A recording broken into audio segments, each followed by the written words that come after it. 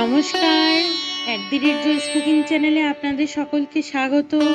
বাসন্তী পোলাও তো সকলেই খেয়েছেন, কিন্তু আমার মতো এইরকম পোলাও কি কখনো খেয়েছেন?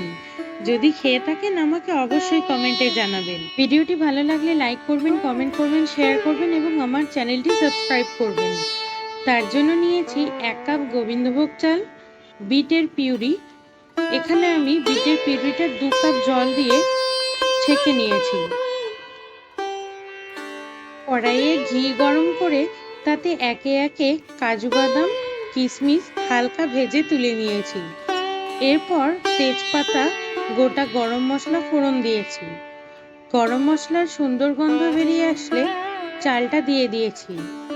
চালটা কিছুক্ষণ ভাজার পর স্বাদ মতো লবণ দিয়ে সামান্য ফ্রাই করেই বিটের রসটা দিয়ে দিয়েছি। এখানে আমি আলাদা করে আর চিনি ব্যবহার করিনি, বিটের রস এমনিতেই মিষ্টি হয়, আপনারা চাইলে চিনি দিতে পারেন। একটু নেড়েচেড়ে কাজু ও কিশমিশ দিয়ে ঢাকা চাপা দিয়ে কিছুক্ষণ রান্না করে নিয়েছি। এই পোলাওয়ে সুন্দর সুঘ্রাণ বেরিয়ে আসলেই বুঝবেন পোলাও সম্পূর্ণ তৈরি হয়ে গিয়েছে। আমার মতো এইভাবে আপনারা বাড়িতে একবার অবশ্যই পোলাও বানিয়ে খাবেন। ধন্যবাদ।